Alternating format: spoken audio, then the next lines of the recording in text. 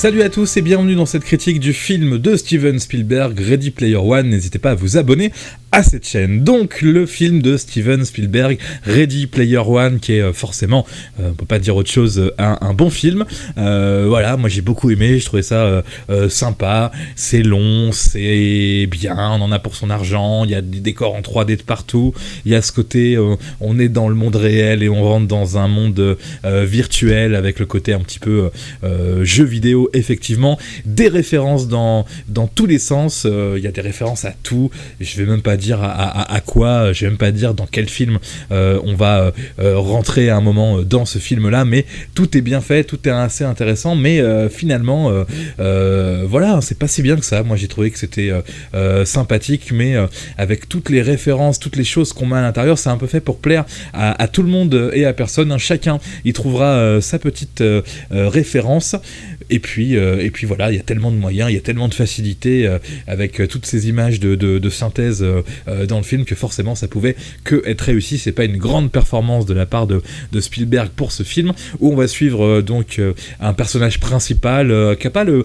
physique d'un adolescent au début, mais en fait c'est un adolescent, on le verra après, et clairement on rentrera un petit peu dans une équipe d'adolescents façon Harry Potter, Twilight et compagnie. Malheureusement, hein, c'est un peu bizarre pour Steven Spielberg de tomber là-dedans, et donc ce garçon qui est un peu dans une vie un petit peu compliquée, comme tout le monde, il va dans ce qu'on appelle l'Oasis, qui est un monde virtuel où tout le monde va parce que la vie réelle n'est plus très intéressante, et donc dans ce monde virtuel il se passe plein de choses, et il y a un grand concours pour gagner la possibilité de posséder l'Oasis, et il va être en concurrence avec une grande multinationale qui va faire n'importe quoi. Moi, le gros reproche que je donne à ce film, c'est que quand on est dans l'univers virtuel, c'est trop synthétique, mais le problème c'est que c'est fait exprès, parce que c'est un hommage aussi aux jeux vidéo, donc on a une 3D qui est volontairement un peu synthétique, et du coup voilà, ça permet vu que c'est justifié par le scénario du film, ça permet d'avoir un film hyper synthétique, et c'est normal, et c'est comme ça.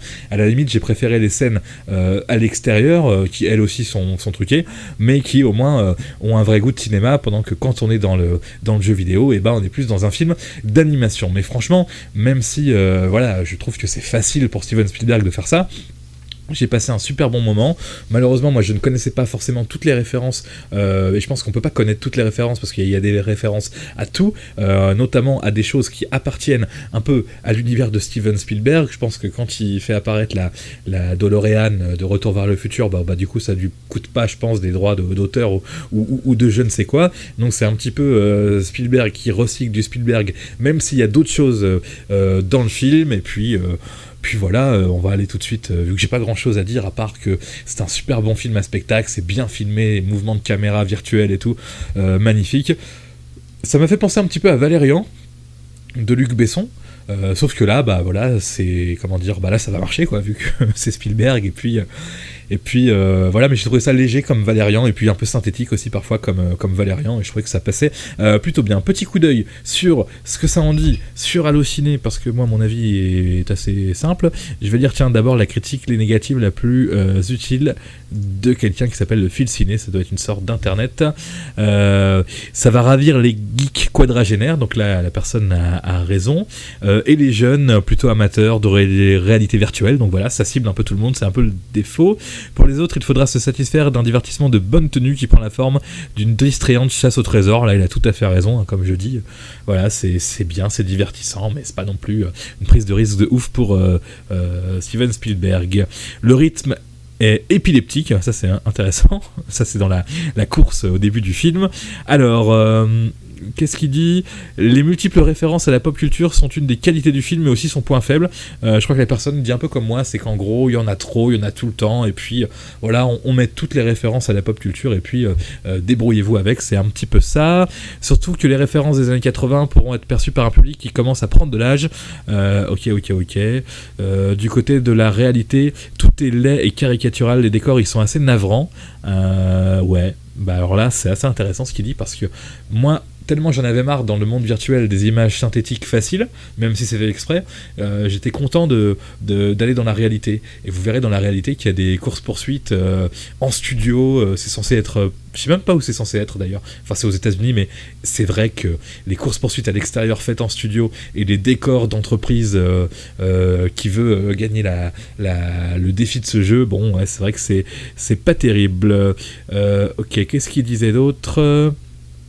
Je crois qu'il disait dans la critique aussi que si on écoute bien la BO, tout ça, on pourra y retrouver un petit peu de nostalgie. Bah évidemment, il y a des morceaux de BO de Retour vers le futur qui sont pris, qui sont reprises dans ce film-là. Les avatars font d'ailleurs bien meilleure figure que les vrais personnages, dit le fil ciné. Bah moi j'ai pourtant aimé quand même les petits personnages, même si c'est un petit peu caricatural. J'ai aimé ce trio, ce quatuor de jeunes acteurs. Voilà, on est dans du Twilight, dans cette mode-là, dans du Harry Potter. Évidemment, les deux personnages principaux, ils vont peut-être sortir ensemble. Voilà, je spoil, mais c'est pas grave, c'est pas très intéressant, c'est pas très important. Mais donc voilà. La critique la plus positive, je vais la lire si elle est pas trop longue. Eh bien, elle est beaucoup trop longue. Voilà, je ne peux pas lire ça. Je vais chercher d'autres critiques dans les gens qui ont vraiment beaucoup aimé, quelque chose de court éventuellement. Il n'y a que des gens qui font des trucs longs. Un seul mot pour qualifier ce film, juste jouissif. C'est Nicolas qui dit ça. Quelle magnifique invention de compiler un univers futuriste et la pop culture des années 80. Le montage est extraordinaire. Durant les 2h20 des aventures de Percival, on en prend plein les yeux avec un bonheur de découvrir toutes les références d'une grande époque pour tous les geeks. Steven Spielberg nous livre une œuvre qui marquera l'univers du cinéma. Ok, pourquoi pas. Voilà, je vais pas en lire d'autres parce que là c'est tellement, voilà, les gens sont contents de Steven Spielberg. Et ce qui est positif, c'est que moi j'ai pas chronométré le film, mais 2h20. Honnêtement, j'ai pas senti que le film durait 2h20, comme quoi il n'y a pas vraiment le temps de s'ennuyer, pas grand chose à dire, c'est bien, c'est intéressant, techniquement, c'est beau, les références à la pop culture, aux jeux vidéo, tout ça, c'est génial, les personnages sont bons, mais pour un film de Steven Spielberg, bah, ça manque quand même peut-être quelque part d'intelligence. C'est vrai qu'il nous a habitués quand même, Steven Spielberg, à faire des œuvres, tandis que là on est plus dans le petit blockbuster, avec les bonnes références, le bon nom sur la case réalisateur, et du coup ça va cartonner, mais Steven Spielberg aurait pu faire, au lieu de faire ça, quelque chose peut-être de plus intelligent. Voilà, c'est tout ce que je vais dire sur ce film-là. Quoique je peux peut-être... non, j'ai pas grand-chose à dire sur les gens qui jouent dans le film. On va juste aller s'occuper des deux personnages principaux, donc qui sont pas des acteurs, pour moi, hyper connus. Ty Sheridan et Olivia Cooke. Bon, sûrement peut-être connu chez les très jeunes. Alors, est-ce que j'ai vu des films avec lui ? Ah, il est dans X-Men quand même, d'accord. Il est dans X-Men, il sera dans X-Men dans le prochain et tout, bon, d'accord. Très bien. Et puis la petite Olivia Cooke, qui a quel âge ? Elle a 24 ans quand même, donc elle n'est pas si petite que ça. Elle a joué dans quoi ? Dans des choses que je ne connais pas, à part Ready Player One. Donc voilà, j'avais peur d'être passé à côté d'un phénomène avec ces deux acteurs-là. Eh bien, pas spécialement. Donc Ready Player One, le film de Steven Spielberg, sympatoche, mais sans plus, mais ça reste un bon film d'action, un petit peu ce côté Matrix entre la réalité virtuelle et le monde réel, et forcément c'est plutôt bien, il faut se faire son propre avis, tout simplement. Allez, salut!